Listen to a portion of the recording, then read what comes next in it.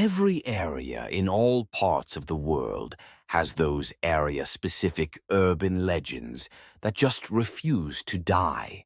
Whether the stories are about a haunted asylum on the outskirts of the city, a creature that lives in the nearby woods, or a ghost that haunts a lonely stretch of road outside of town, there is always a common thread within the tales. No one has ever been to these places, seen the creatures, or witnessed any hauntings with their own eyes. There are members of every generation who will proclaim that they know someone whose brother's best friend's sister went to that haunted house with 13 floors that used real blood and snakes and spiders, and is so scary that no one has ever made it all the way through. Those same people will swear by these stories without ever being able to provide a shred of evidence or a name of someone who could provide proof of the claims, simply because everyone around here knows that it's a true story. The storytellers eventually pass the tales on to their children, who modify them just enough to keep up with changing times, and the cycle continues.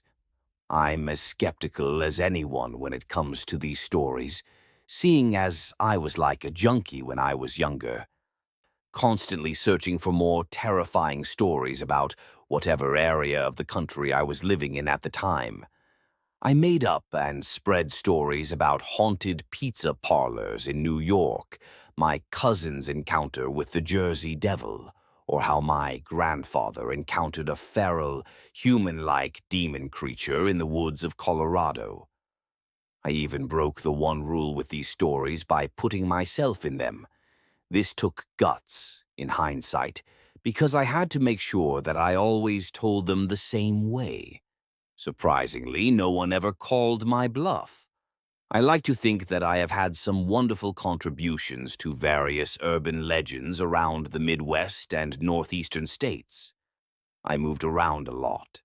There was always a surge of joy whenever I would wander the halls at school and hear one of my classmates retelling my stories to another one of their friends, adding little bits here and there like a massive game of telephone.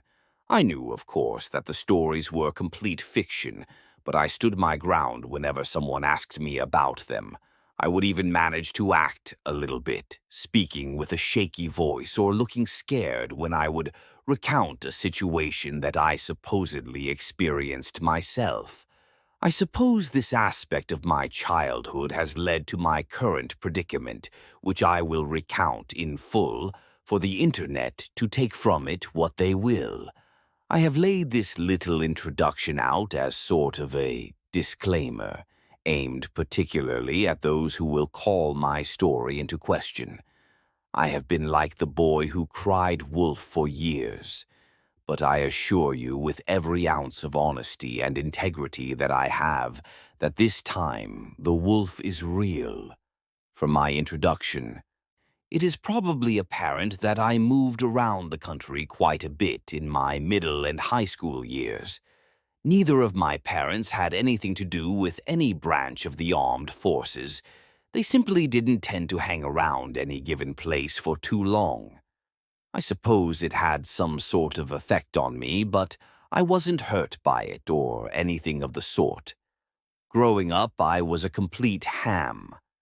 I made friends very easily, was often the class clown, and because of that was often disliked by my teachers. Again, this was never an issue, as I was usually in another state by the time the next semester rolled around. My friendships were often fleeting, as were any positive relationships that I ever had with my teachers. Because of the events that followed, my memory of one teacher in particular is probably slightly skewed, but I will attempt to give the least biased version of our friendship that I can.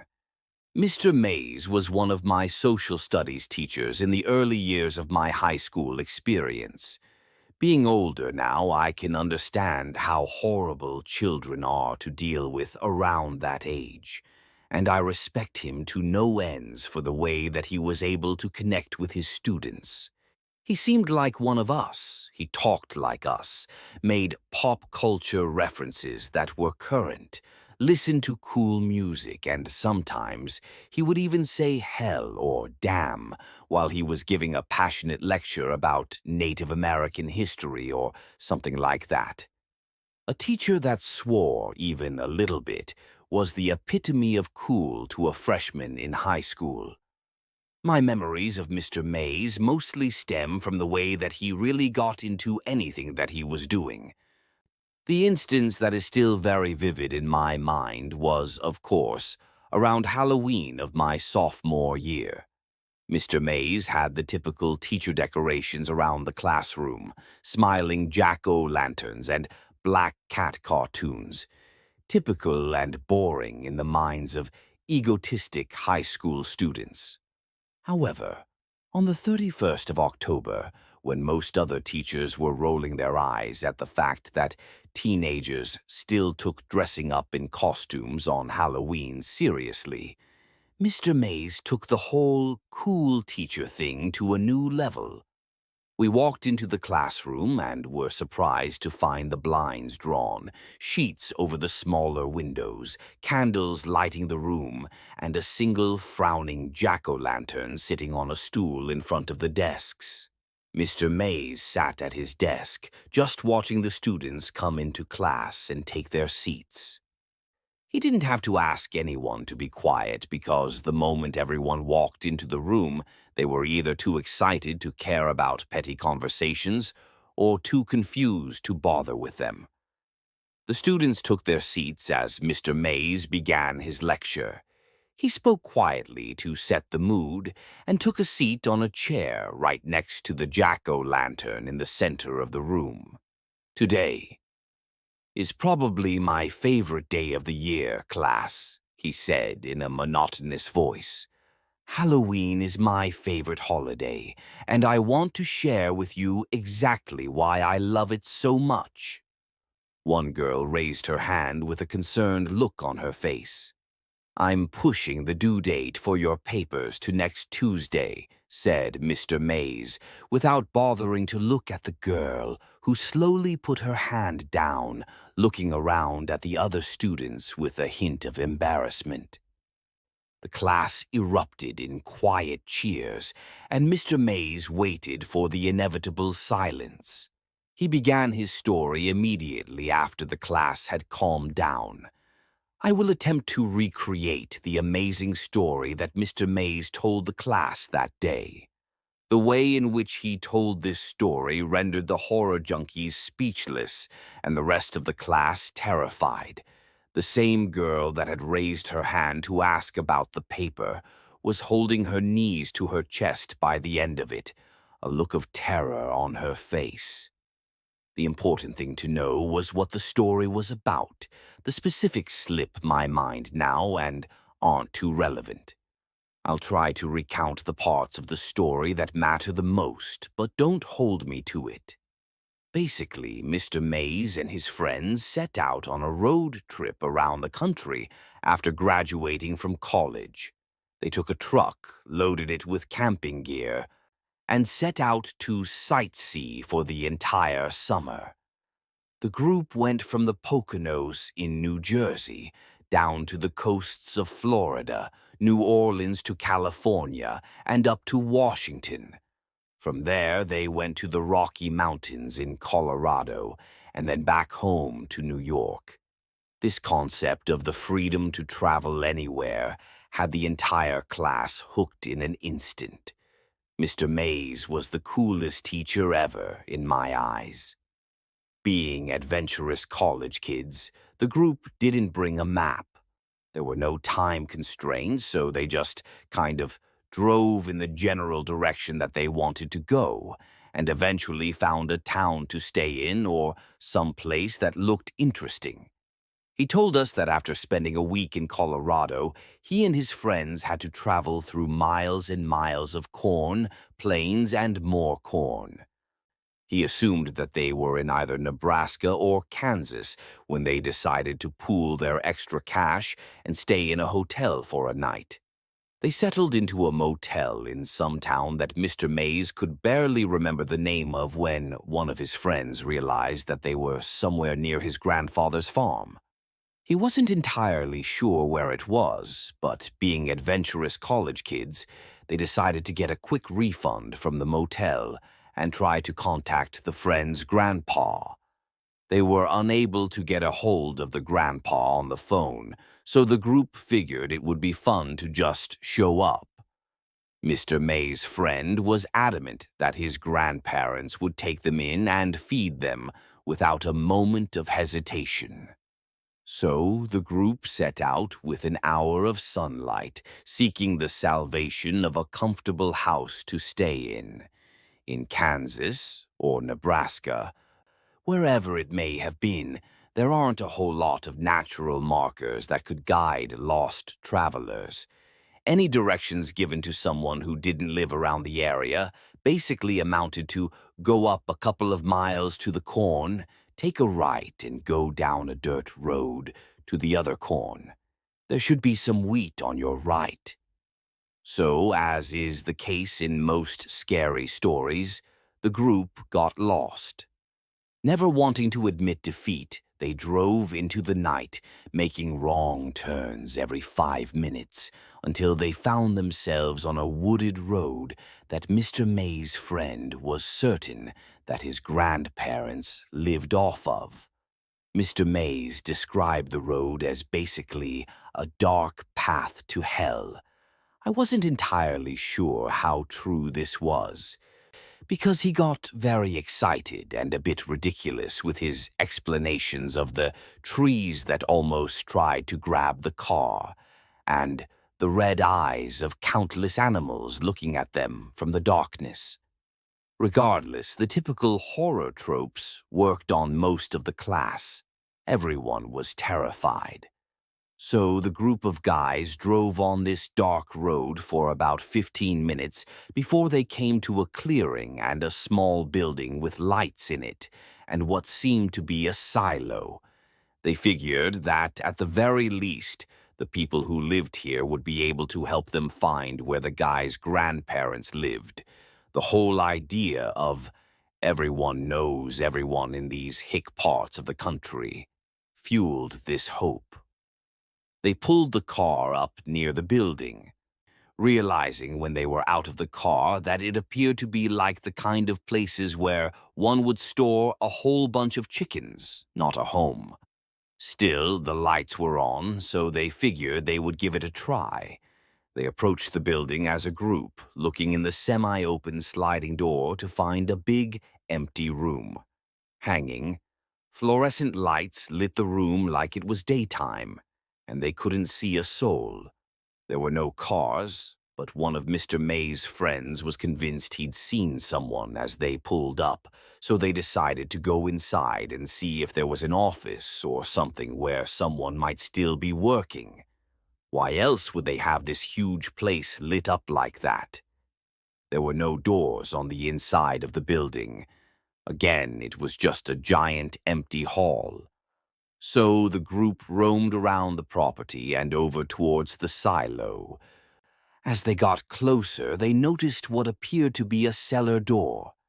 At this point, I remember Mr. Mays telling the entire class to learn from his idiocy. He told us that he hadn't seen many horror movies before that time and didn't think twice about approaching a creepy cellar door in the middle of a dark, scary, foreign place. He said that approaching that door was one of his biggest regrets. Mr. Mays let the whole class know that he was going to tell us as much as he deemed appropriate about the experience. He felt that we were mature enough to handle it, but advised anyone that was squeamish to leave class early. Several students quietly gathered their things and walked out the door, a couple of them being stoners who saw this as an opportunity to smoke behind the school before their next class. I didn't even give the announcement a second thought. Like I said, I was and am a sucker for this kind of stuff, and Mr. Mays was telling a story better than anything I had ever conjured up. I wanted to learn from this guy, even though I didn't believe much of the story. After the class had thinned a bit, Mr. Mays continued with the story. He told the remaining few that he and his friends opened that cellar door, releasing a smell that he only described as the most putrid thing my senses have ever experienced. The group was no longer concerned with finding the owners of the property, but was now set on finding the source of that smell. They went down the steps into the cellar, which was lit by single bulbs spaced sporadically along the ceiling of a long hallway. No one spoke. Things had gotten too strange, and the walls were lined with metal sheeting, similar to the roofing on farms. The hallway itself was crooked, and the ceilings constantly lowered and rose like a tunnel that was hastily dug and then never touched up. There were sections where the boys had to almost crouch in order to pass. The worst part, Mr. Mays told us, was that the light bulbs continuously flickered, sometimes acting like a strobe light and making it very difficult to move through the winding and unstable hallways. In hindsight, he was certain that his mind was playing tricks on him, but he remembered seeing flashes of things that couldn't be there. He said that when you are that focused on some time, or if you are that nervous, your mind can do that to you. It can simply revolt, showing you things or people that aren't there. He continued to describe the hallway, and I was on the edge of my seat. The halls were windy and seemed to go on forever. Mr. Mays guessed that they were somewhere under the creepy forest they had driven through when they found a door, but he couldn't be sure. He said that they came upon a door after walking for what felt like a mile. It was simple and wooden, but it looked like it belonged outside of a suburban home. It had a nice design, seemed to be freshly painted red, and had a very nice knob and knocker on it. It was a door that belongs at the entrance to a nice house, not one that would be sitting in a dirt tunnel in the middle of nowhere. His friend walked towards the door, moving carefully because of the flashing light bulb and increasingly uncertainty about the stability of the surrounding walls. He turned to the group, the rest of which were nervous at the very least, and attempted to lighten the mood with a laugh before he said, "I should probably knock first." Mr. May's friend grabbed the steel knocker and hit it against the door several times, mockingly but quietly uttering, "Is anyone home?" The group waited about 30 seconds before their tension broke. The guy next to the door shrugged his shoulders and went to walk back to his friends, but as he did, the light bulb between them surged and exploded. The boys shielded their eyes and looked back to their lone friend by the door. As he lowered his hands, one of the metal sheets of the makeshift roof dropped.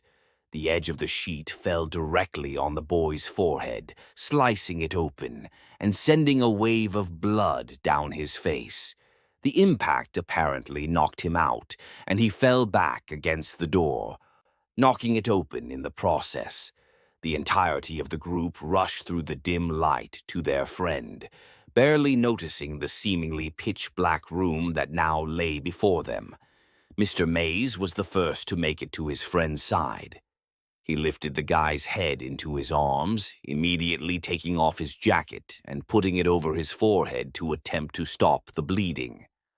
Once the group had calmed down, Mr. Mays noticed that the arm that had been bracing his friend's head was soaking wet. He was confused about this and was attempting to sort it out when one of his friends started talking. He said something along the lines of, "The lights, we have to go," when Mr. Mays took notice. "You know when you turn off a light," he told the class, "and everything is almost pitch black, except the light of the bulb dying out or cooling down. It was like that, but there were so many of them. At least 20 light bulbs had lit the room seconds ago, and now only looked like little stars in the darkness. That was definitely terrifying, but that wasn't the scariest thing. There was still a very dim light coming from the hallway behind them, and though it was weak, it lit the room up just enough to see the shape of tens of people standing less than 10 feet in front of them. Mr. May's friend went to say something else as one of the bulbs to their right flickered to life. Let me interrupt at this point and say that Mr. Mays was a generally playful guy. He had that tone of voice that makes you want to respond. Basically, he could say, "Let's go jump off of a cliff, guys," and you would want to respond with, "All right, Mr. Mays, show us the way." That is a ridiculous statement, but it gets the point across. He was a charismatic guy. The whole story up to this point had been told like a campfire story. He had the voice inflections of someone attempting to be mysterious and scary, which worked but was noticeable. At this point in his tale, I recall that changing completely. He was no longer attempting to spook anyone. I could tell that this section was difficult for him. Either he was a very good actor, or it was really a terrifying memory for him to relive. He told us that the light bulb came to life and illuminated the group of people in front of him. In the dim light, he could see children, at least 20 of them in just the visible light. They were all dressed in nightgowns that looked to be tattered and torn, stained dark with something. Their hair was long. Every single one of them looked like they had not had a haircut since birth. Some of the children were almost completely obscured by the length of it. Every single one of them didn't appear to have seen a shower or nice bath in their entire life. Mr. Mays told us that the most terrifying part of the whole thing was that none of the children were moving. They were all standing, staring, most of them only visible from the faint light reflecting off of their eyes. His whole group was paralyzed with fear for several seconds when they heard what sounded like an animal in the distance yelping. The way it was described was like the sound of a dog crying, multiplied by 10. This spurred the group to life. Just as the children began to step forward, his friends grabbed the injured one and lifted him out of the room and into the hallway in an instant. Mr. Mays took another second to move and had difficulty finding his bearings. He reached to his left in an attempt to find a wall to lean against and ended up finding a handle, then pulled hard, never losing his vision on the children.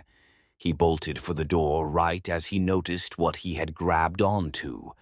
A shower head protruded from a cement wall, reaching maybe a foot into the room. There was something leaking from it, but it was too dim to tell what it was. He realized that it had been leaking onto him, but he didn't care. There were now children stammering towards him as an animal cried in the distance, and his friend was seriously injured. As he left the room, he made a point to emphasize that he could make out several more shower heads on the wall near the single, dim light bulb. "This is why I call them the showers," Mr. Mays told the class. I was transfixed, sitting as far forward as my desk would allow, bracing for more.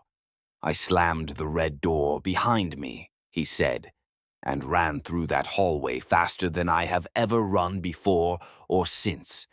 I made it back to the car and we drove out of there like a bat out of hell." A couple of students snickered at his use of the word hell. "So, when you're out trick-or-treating tonight, make sure that you know exactly where you are headed, and don't go out to any abandoned farmhouses. I mean, there aren't many around here, but you're all smart kids, except Jerry." The class laughed, and the mood lightened as the bell rang for passing period. Mr. Mays turned the light on and thanked everyone for listening, reminded them about the paper due next week, and told us to have a safe and happy Halloween. Students all around me were abuzz with theories about the story they had just heard. "I bet it was some sort of crazy Nazi hideout," said one girl. "I think they were all ghost babies that were killed by a dog," said another. I couldn't theorize in the slightest. I was still caught up in the moment. The way that Mr. Mays had told that story and the detail that he included in it left me feeling like we didn't get the whole story. A couple days later, I stayed after class and asked him about how it really ended and what happened to his friend. He laughed and said that his friend was fine and that it was honestly, he whispered this part, probably due to some of the drugs they were on at the time. Mr. Mays winked at me as if to say, "Don't tell anyone about the drugs bit, kid." And I smiled and left. I lived in that town for another couple months and then was rapidly moved halfway across the country to Milwaukee, Wisconsin. I twisted the story around and told it around campfires as I got older, and it was always a hit, but I always changed the ending, letting the friend die of blood loss or from being dragged away by the children. It wasn't until college that I got a chance to talk to Mr. Mays again. I went to college in northern New York, not for any reasons associated with this story. College was a fun time for me. I continued being the same ham that I had always been. It wasn't until sometime around my junior year that I ran into Mr. Mays at a bar that I frequented. Initially, I couldn't be sure that the person I saw laying with his head buried in his arm at the bar was Mr. Mays. The only trait that grabbed my attention was a sweater that he used to wear on his birthday during class. The shirt simply read, "I'm the birthday boy." I told my group of friends to grab a table and that I would join them in a second, then walked over to the man at the bar. "Mr. Mays," I said, and the man looked up. The man took a second to look at my face before he smiled, put a hand on my shoulder, and said, "Hey there, son. How have you been?" I could smell some strong whiskey on his breath, and his cheeks were flushed. The look in his eyes told me that he was 3 sheets to the wind and probably had no idea who I was. "Mr. Mays, it's Jack. I was a student of yours for a couple semesters about 6 or so years ago." His face changed a bit, and a genuine look of recognition set in. He took a calmer tone, smiled, and said, "How have you been, Jack?" We talked for a solid 20 minutes. I told him what I had been doing for the last several years, and he told me. Apparently, he was still teaching at the same school doing the same old shtick, as he called it. I asked if everything was all right, and he said that they were as good as they ever have been or were ever going to get. It took me a while to realize that I was an adult that was having a conversation with another adult. Every time I had spoken to Mr. Mays previously, I had been in the student/teacher relationship, but now I was just a guy having a drink with a friend at the bar. My friends eventually left, and I continued to drink with Mr. Mays. He told me all about his divorce and his kids, things that I never would have asked or cared about previously. But now I cared. He was a real person to me, not just an idol anymore. This was a guy who had real problems, not the infallible teacher that I once thought he was. It had been several hours before I even brought up his story about the showers. I told him all about my history with urban legends and scary stories, and he just laughed. When I mentioned the story that he had told us years ago, he almost seemed uncomfortable. He finished his whiskey, signaled for another, and then turned to me and got very serious. Listen, Jack, I don't know why I kept telling that story year after year. His words were slurred or my hearing was messed up. We were both sufficiently blitzed at this point. That was what my therapist told me to do when I was younger. I had to tell people it, to come to grips with it or some shit. He took a big swig of his drink. Wait, your therapist? I said. Mr. Mays laughed heartily and looked at me. Of course, Jack. You think that something like that wouldn't fuck a person up? I was confused, but smiled nonetheless. Things had just gotten very strange. But, I mean, you said you were all on drugs or something, right? No one was too terribly hurt. You were all okay, right? He got almost cartoonish with his sadness in the next several seconds. Of course we didn't, Jack. Why do you think I'm here right now? I was puzzled, quickly filled with 1,000 questions that I wanted to ask him, but I let him carry on. Tim fucking. He didn't make it, Jack, he laughed. His laugh turned suddenly to tears. Fucking took him, they did. I don't even know. Cops told us we were just drunk, that he wandered off and got taken by the wildlife. He didn't know. He didn't see it, Jack. I was absolutely stone-faced at this point. Mr. Mays was carrying along like I knew the actual story, but I didn't. His friend disappeared. I didn't know. I wish they'd have found the body, though. Then we could have shown them, he sighed. That's a bad place, Jack. I don't know anything else to say. It's a bad place. He carried on for a couple minutes more about his friend and the fun that they had before they went on that trip, and I let him talk. It was only a few minutes later that his phone rang. Hello, sweetheart, he whispered into the phone. I'll be out in a second.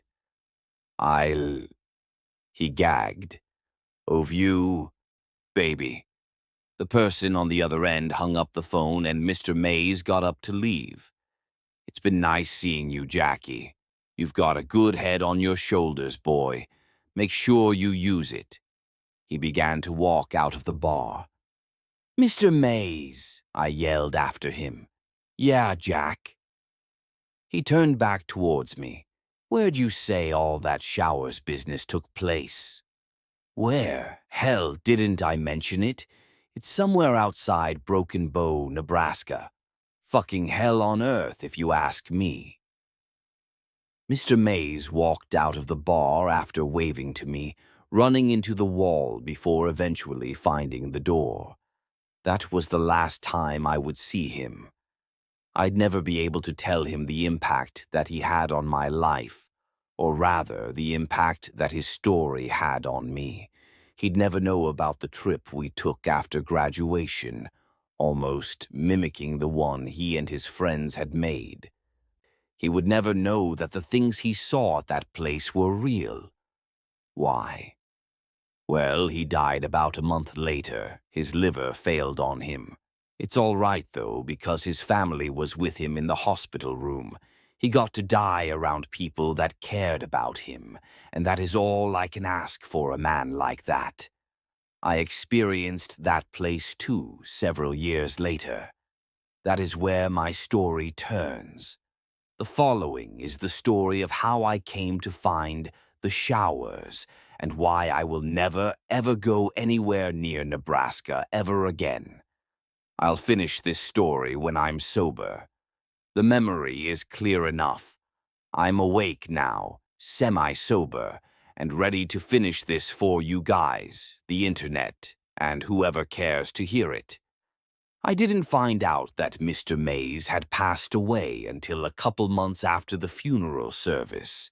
Initially, I was going to seek out his family in order to send my condolences, but it wasn't as if Mr. Mays and I were best friends or anything like that.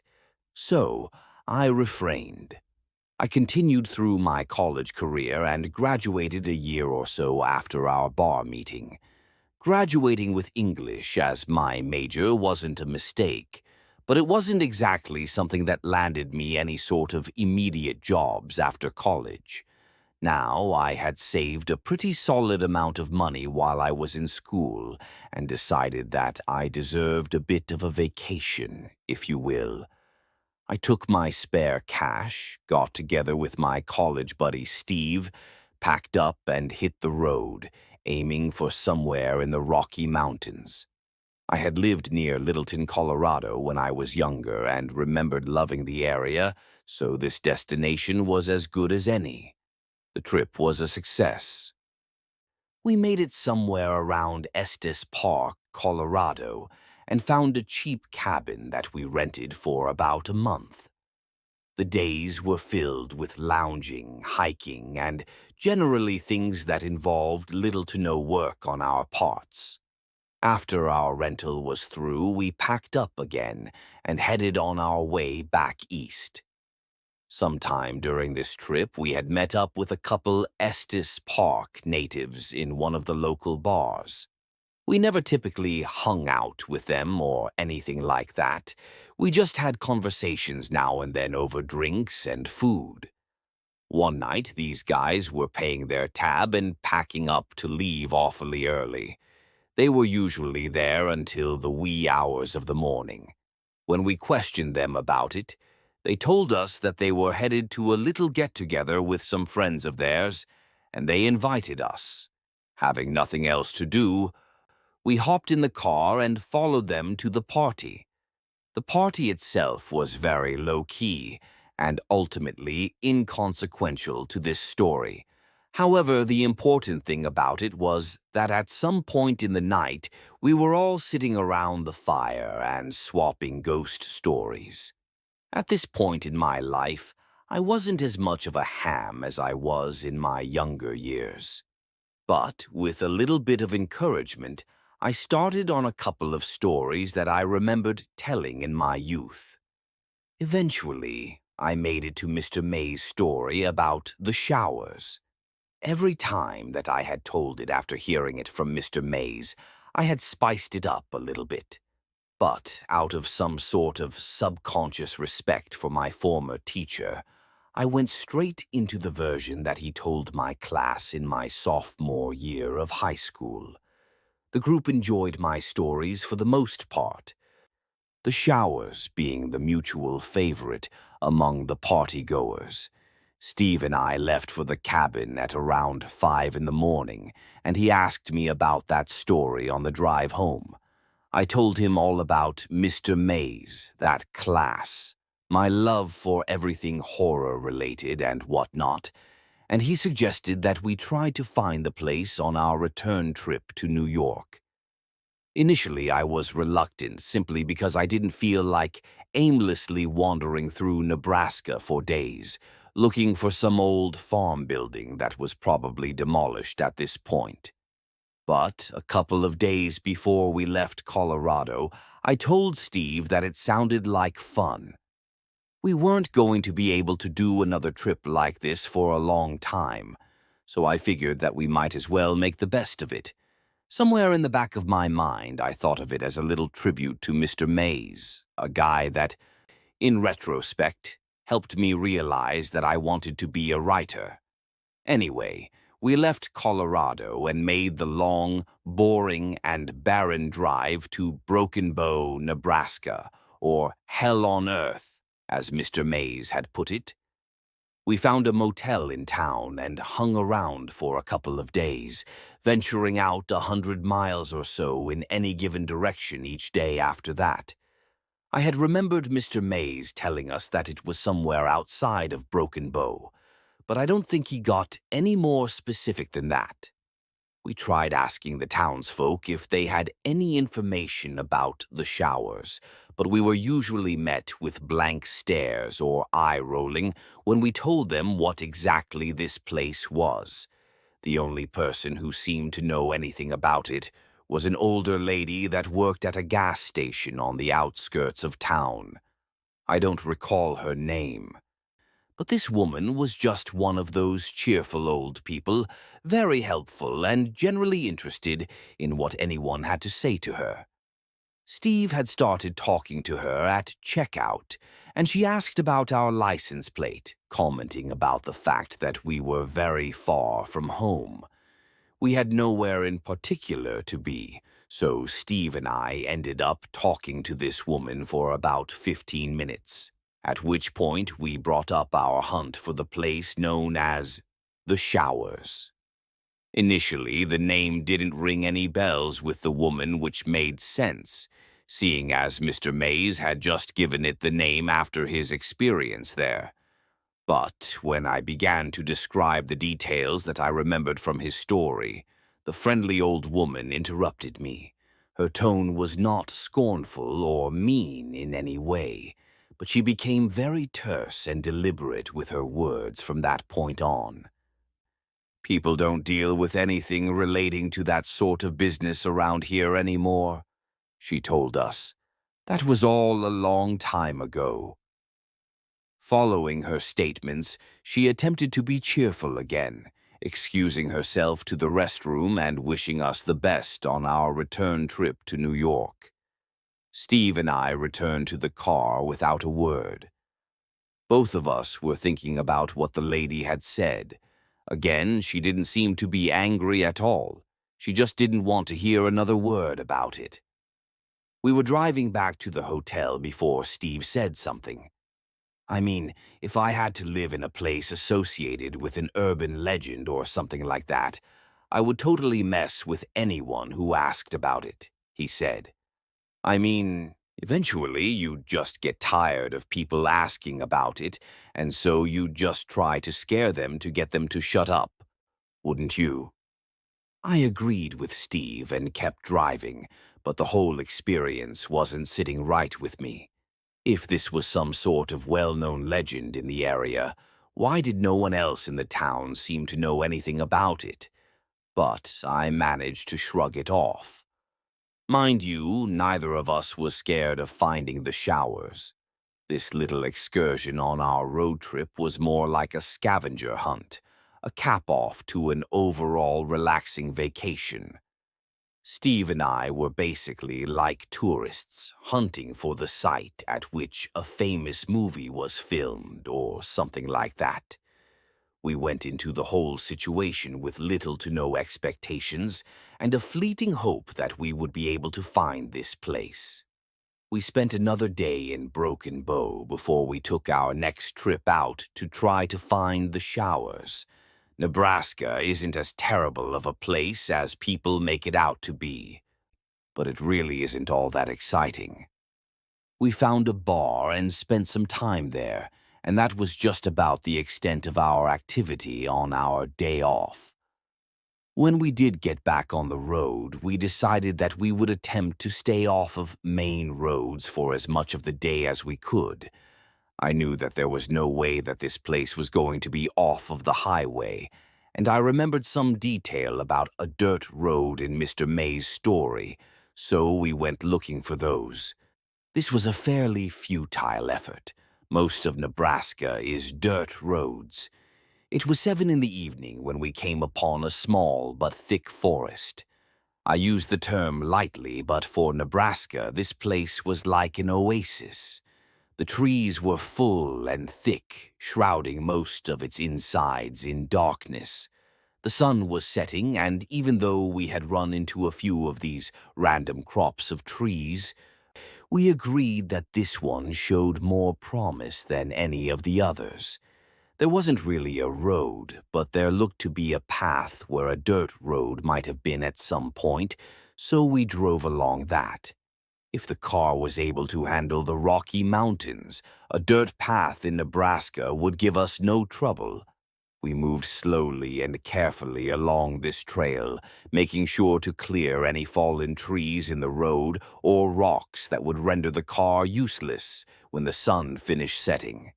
It was pretty dark in this place during the day, but when night came, it was something else entirely. I had an inkling at this point that we had found the right place, but I didn't want to jinx it, so we continued onward. I didn't realize it at the time, but the little bits of light that managed to penetrate the canopy in this miniature forest actually did make it look as if the tree branches were trying to grab the car, just like Mr. Mays had mentioned in the story. I'm still convinced that he made up the part about the animal eyes, though. The most aggressive creature we saw in the woods was a dead rabbit on the side of the trail. It didn't have any obvious signs of death. It just looked like it had simply laid down and never bothered to get up. We drove around in the darkness for quite a while before we found a clearing. We had to move several smaller clusters of branches out of the way but right in front of our exit was a giant, dead monster of a tree. There was no way we were moving this one. So we got out and turned on the bright headlights in the hopes that it would illuminate the area in front of us. There was a feeling of excitement mixed strangely with fear when I saw what lay 50 feet beyond the clearing. There, lit partially by the headlights from the car and the little bit of light from the crescent moon, was what appeared to be an old barn house. This wasn't a typical farmhouse. It was larger than the barns that I had seen in films and didn't have any sort of crest. It basically looked like a small warehouse. I wasn't entirely sure at this point if this was the place we were looking for, but this was definitely the closest we had come. I moved through the brush until I was roughly 20 feet from the entrance, at which point all of the growth seemed to stop. I don't know if the owners had done something to the soil, but the whole structure had a border around it that was clear of any sort of plant life. I approached the entrance to the building, a large sliding door, as Steve came up behind me with 2 flashlights in hand. "So you were just going to run off into that place in the dark?" he laughed. I gave a half-hearted chuckle and grabbed one of the lights from his hand. Mine was a little but pretty bright flashlight. It was the kind that hikers would most likely fasten to their backpacks, just in case they were stranded at night. It worked well enough. I grabbed the metal door with both hands, holding the flashlight with my mouth, and gave it a tug. It moved slightly, creaked a little bit, but there was no way I was doing this by myself. Steve came up from behind, set his flashlight on the ground, grabbed the door, and said, "1, 2, 3." We pulled at the door with all that we could muster. Once we had managed to move it a couple of inches, it must have latched back onto its track, because it slid very easily, stopping hard with a loud and echoing thud when it was completely open. Steve picked up his flashlight and walked behind me. I had already moved inside. The inside of the structure was exceptionally bare, almost troublingly so. I wasn't entirely sure how far we were from the nearest home or small town, but there wasn't even the slightest bit of evidence that anyone had been in this building for years. There were no broken beer bottles or empty bags of chips. There weren't even any animal droppings or eager plants that managed to grow here. The room was expansive, larger than your average farm, but not the warehouse-sized monstrosity that I believed Mr. Mays had described in his story. I was sure that it was simply a holding area for farming equipment or something similar at some point. Disappointed, I wandered near the entrance while Steve ventured into the expanse of darkness. As I was running over the details of the story in my mind, something struck me like a sack of bricks. In Mr. May's story, there was a silo near the barn. I ran outside, my eyes adjusting easily, because at the very least it was brighter outside. I looked in all directions, running around the perimeter of the building.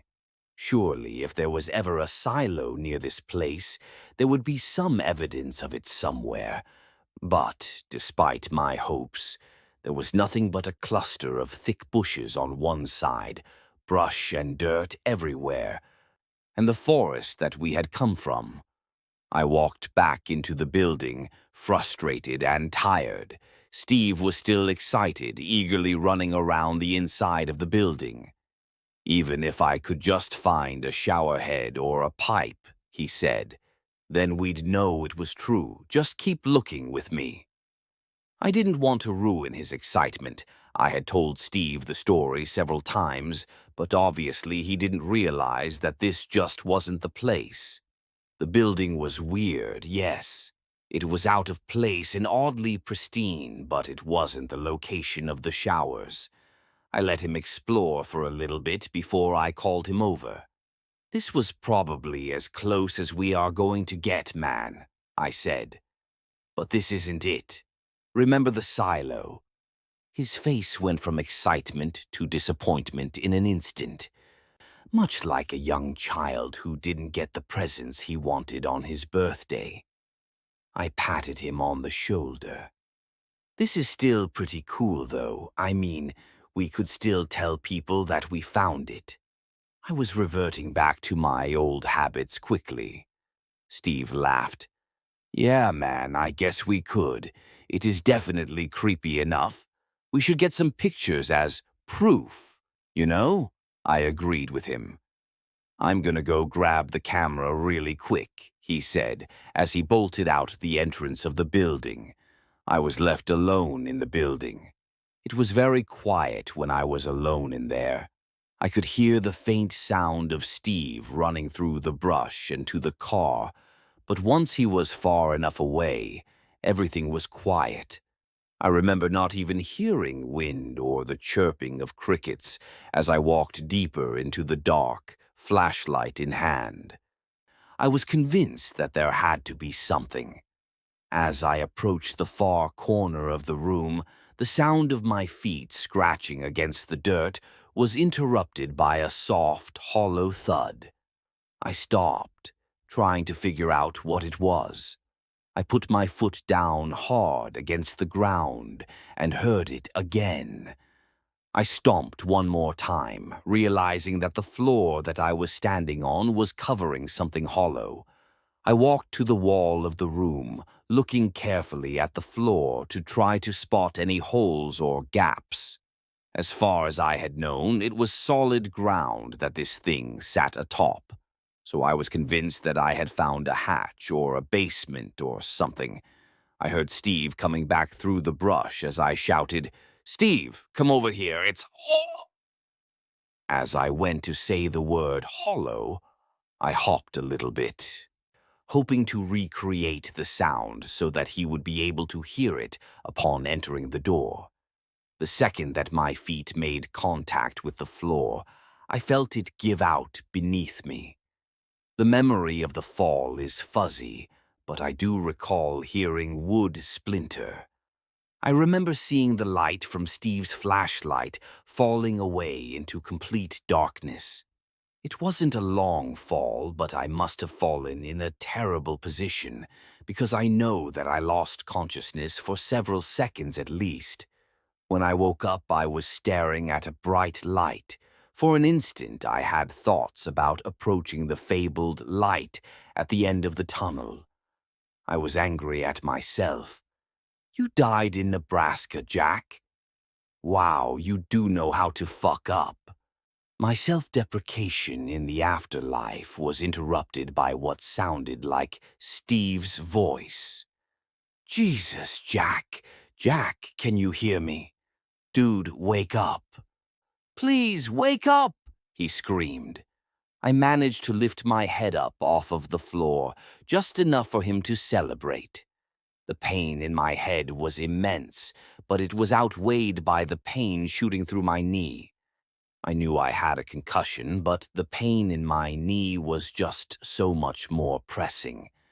I looked around until I found my tiny flashlight, then sat up and reassured Steve. "I'm okay, I just hurt my knee. I bumped my head too, really hard." "Thank fuck, man, I thought you were dead." Imagine that, though, dying in fucking Nebraska. It'd be awful."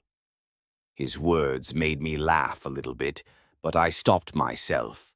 The slightest shaking hurt my head and made me incredibly dizzy. "I guess a rope," said Steve. "What?" I asked quietly. "Should I go get a rope to get you out of here? Or do you see a ladder?" I looked around the walls that sat in front of me. They were smooth cement. There was no way that I was climbing out of here. "Yeah, get the rope," I told him. "It's buried under all of our stuff. I think it might be in my red climbing bag, but I'm not sure." Steve nodded, telling me to hang in there and that he would be back in a little bit. And then he ran off. The silence that followed was uncomfortable.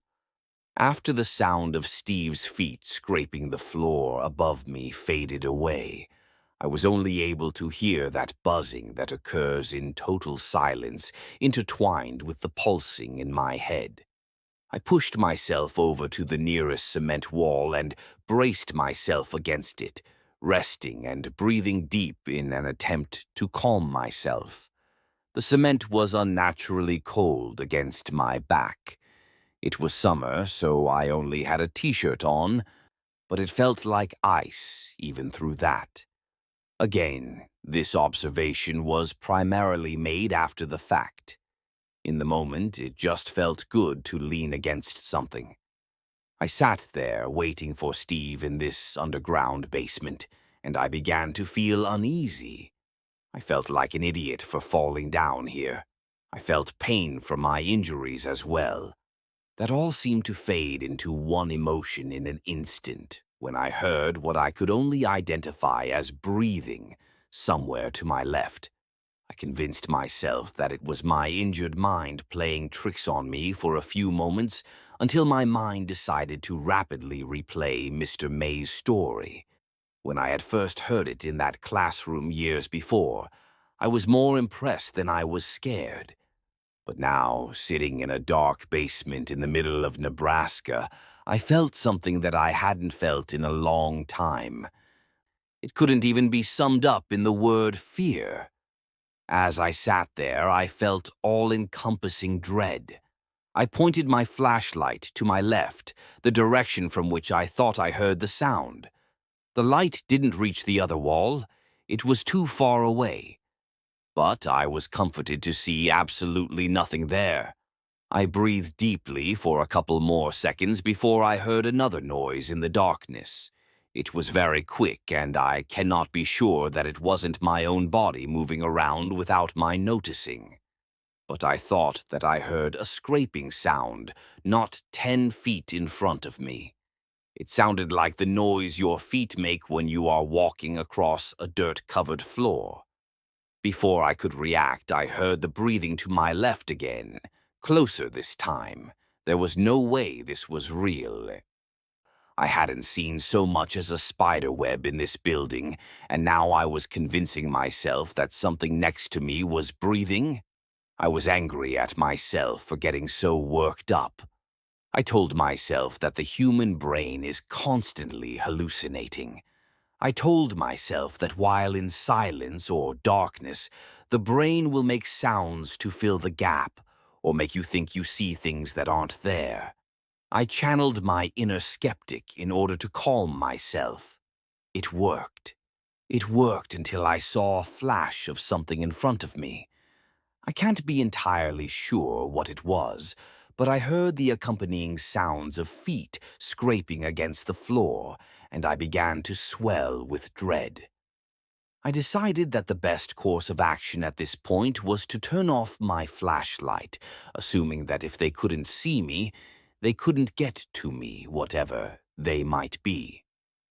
I turned off my flashlight and was left in complete and total darkness. The bulb of the flashlight faded as it cooled, and I put it into my pocket, simultaneously pushing back against the cold cement wall in an attempt to stand. I managed to get up on my feet, foot, and found that I couldn't stand to put any pressure on my injured knee. I limped to the corner, humming to myself, trying to break the deafening silence. I called for Steve as loud as I could manage, but heard no response. He was probably in the back of the car, still hunting for the rope. There had to be a ladder or something, somewhere. I continued to hum, and my heartbeat, which had been beating almost out of my chest, slowed to a manageable rate. I moved along the cement wall, keeping my whole body against it and the weight off of my injured knee. I had traveled what I guessed to be about 10 feet when my head made contact with something in front of me. I tumbled to the ground. My concussion must have amplified the pain because it was blinding. I reached both hands to my forehead when I felt something warm and wet with my fingers. I searched for a cut anywhere on my forehead, but couldn't find one. I desperately searched for my flashlight as I sat up and tried to get back against the wall. I grabbed the light in my right hand, bracing against the wall with the other. I turned it on and pointed it into the darkness where I was just lying. The floor was wet, but the dirt had muddled the color of whatever the liquid was. I tried to get my eyes to focus on the puddle, tried to convince myself that it was my blood when I saw another drop fall into the puddle. Words lack the ability to describe the way I felt when I heard the drip noise again and saw yet another tiny ball of liquid fall into the puddle. I think I knew, even then, exactly what the source was, but I was endlessly trying to convince myself that I was wrong. I lifted the flashlight up and pointed it at the source of the liquid. What stared back at me was a pipe that protruded at least a foot out from the cement wall. The metal was rusted and cracked. Little bits of the liquid began to seep from them. At the end of the pipe was a simple shower head aimed down towards the ground. You know that feeling when your stomach drops? In this case, I think mine literally did, because I vomited immediately. It got all over my shoe, but that wasn't the least bit important at the time. I ignored the pain in my knee and shuffled along the wall as fast as I possibly could. I heard noises, but I can't be sure if it was just the sounds of my own movement or something around me. I managed to duck under the next shower head. This one was higher up on the wall and seemed to be leaking the same liquid that the other one was. I felt like I was moving along something infinite. Every now and then I would have to duck or move under another metal bar, another shower head. They began to pour more profusely, but the liquid was too thick to come out easily. The room began to smell. I remembered immediately the way that Mr. Mays had described it. I grabbed my shirt and put it over my nose, trucking onward, but it didn't stop the smell for an instant. It smelled like vomit. It smelled like shit. It smelled like burnt hair. It smelled like rot. I was still moving against the wall when I fell into some sort of outlet. I hit the dirt ground hard, adrenaline coursing through my veins. The pain still managed to break through, though. My flashlight was still in my hand. I aimed it and examined my surroundings. Sitting in front of me was a doorway. There was a door there, though it looked aged now. It had a nice little design on it, a doorknob, and a knocker that looked like a snarling demon. Red paint was peeling from it, flaking off and falling to the ground in front of me. I clumsily rose and busted through the door, narrowly missing a piece of hanging sheet metal in front of me. I was crawling now. There was no way that I could run. The walls and ceiling were lined with metal, the kind that you would see on the roof of a farm. Large pieces of wood seemed to brace the sheets, holding this makeshift tunnel together. I couldn't risk sliding against that and possibly cutting myself on the metal or hitting the wood and causing a cave-in. So I crawled. I pulled myself for what felt like mills, running into walls every now and then because the path seemed to curve like a snake. I had no idea where I was in relation to the hole that I had fallen through, but I told myself that there was an exit at the end of this. Had I not been crawling, I would have surely hurt myself far worse. There were parts of the tunnel in which the ceiling dipped down to maybe 3 feet above the ground. It hadn't caved in because the ceiling still lined it. Someone had built it like this. This, again, is in hindsight. I didn't care at the time. I kept telling myself there was nothing behind me, but I swore that I heard feet scraping only a few inches behind my own. My jeans would brush against my legs every now and then, making it feel like someone was touching me. And even now, I still can't completely convince myself that someone wasn't. I crawled and crawled until I reached an upslope. With joy, I looked ahead of me. There was a cellar door. The door was made of wood. I knew this because I could see light through them. I couldn't be sure, but I thought it might have been the light from the car's headlights. Besides all of that, I was just so immensely happy to find an exit. I crawled all the way to the door and threw my shoulder into it. It budged, but didn't open. I began to scream, but my throat seared with pain. The most I could manage was a harsh crying noise. It sounded like a dying animal. I collapsed in exhaustion and pain, my eyes staring up at the slits of light before me. I was so close to being out of here. I could taste it. It was in that moment of silent defeat that I heard a noise that was, without question, something moving in the tunnel. It sounded like something was being dragged across the floor. It would move, pause for a second, and then move again. I had nothing left in my stomach to throw up, but I began to gag. I gathered myself slightly and tried to steady my hand enough to focus the flashlight into the tunnel. What I saw, I can still not rationalize. I know what I saw, but I cannot convince myself that it was actually there. I can't stop telling myself that I was hallucinating. I saw a child in a dirty sleeping gown. The gown was stained with something dark and brown, with occasional splashes of a deep red. The child was extremely frail, like the pictures that people might see of a Holocaust victim. I could only make out one eye, brightly reflecting the light of my flashlight. In between huge tufts of long, dirty hair, it reached down beyond the fingertips of the child, which were caked with dirt. The boy, or girl, I'm not entirely sure which, moved towards me with difficulty.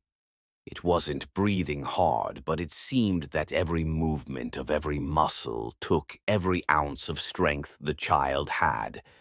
The thing that froze me, though, was the eye. It was only visible because it was reflecting my flashlight, but even in that glint I could feel anger or deep hatred or something like it. This is the point in which the English language really lacks the right words to explain the situation. I could tell that this child meant me harm. Whether it was a hallucination or not, the thing was getting closer. I started to cry. It was getting closer and closer when I heard a voice from behind me. "Hey, Jack," whispered the voice. It was Steve, I was certain. I tried to talk back, fully intending to say, "Open this up and get me out right now." However, given my current state, I am sure it just sounded like garbled nonsense. I clawed at the door, pushing against it with everything that I had, and finally breaking eye contact with the child. As I did this, the flashlight rolled down the slope, coming to rest somewhere near the child's feet. "What do you see?" the voice asked. "What are you talking about?" I closed my eyes. I remember hearing a reply along the lines of, Just look at it. Tell me what you see." But my own screams of frustration drowned it out. I was mumbling like a maniac when the voice told me, calmly, "Rest for a second, I'll get it." The statement took a second to settle in, at which point I closed my eyes tight. "Steve, just do it, please. Please just get it open, please," I whimpered. "Just get me out of here." My voice was beginning to get louder. "Steve, God damn it, open the fucking wooden door." I opened my eyes for a split second to see nothing but black hair dangling in front of my face, a small glint of light hidden in the mess of tangles. I slammed my eyes shut and screamed with every ounce of energy I had, "Open the fucking door!" The door behind me gave way, and I fell onto the dirt, taking in a breath of fresh air. My eyes were still closed, but the first thing that I did was scramble to find the cellar door and close it. Once I had done that, I took a deep breath and opened my eyes. I saw the barn in front of me, illuminated by the headlights of the car. My head was pulsing with pain. I was covered in dirt and liquids that I didn't even care to know the origin of. My knee was, at the very least, dislocated. But despite all of that, I was out of the tunnel. I took a deep breath, buried my head in my hands, and said, "Steve, why didn't you just fucking open the door?" I waited for a response, but none came. "Steve, seriously," I began. "I was fucking clawing, screaming for my life," I said as I looked behind me. My stomach must have been on the verge of falling out of me at this point, because it shifted again. The only thing behind me was the large mass of bushes that I had seen while examining the perimeter or the building. I was angry.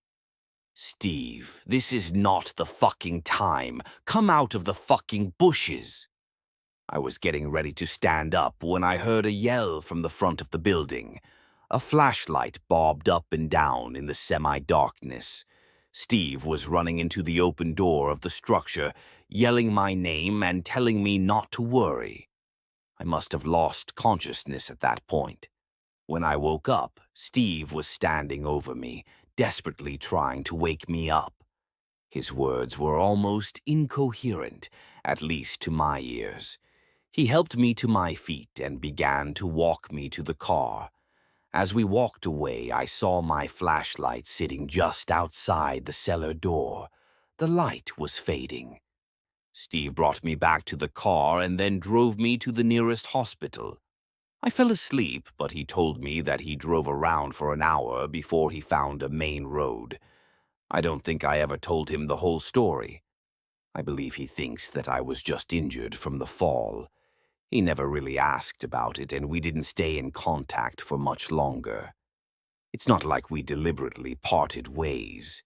We just sort of stopped hanging out after that trip and went our separate ways.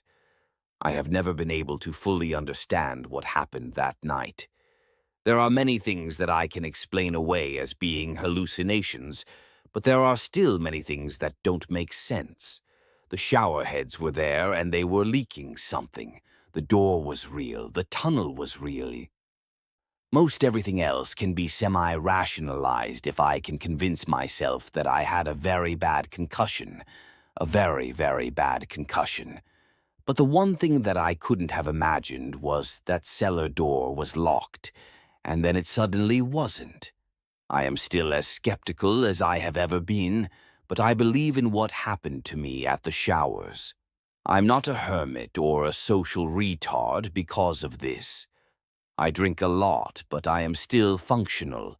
But I will never return to Nebraska. No one will ever be able to convince me otherwise. I don't watch horror movies either. There is absolutely nothing entertaining about being so desperately scared. That's it, really. There is no typical ending for my story. I was changed by my experience, yeah. But There is no way to change anything about it or fight back against it. I can't even convince myself that I wasn't just seeing things. Believe me, I've been trying for years. Prior to this, there was really no way to find any information on the showers. The legend didn't extend outside the classroom of Mr. Mays. No one told stories like this to keep children away from a certain place or to scare them. It just wasn't known. I guess that's really the point of this whole story. I want people to know firsthand what this place is like. Maybe it is a drunk's rationale or the kid inside me wanting to spread these kinds of stories again. I don't know. I don't care. But it's out there now for people to mold and warp to their needs. Most importantly, it's finally out of my head. It's getting late and I'm getting another drink. Cheers.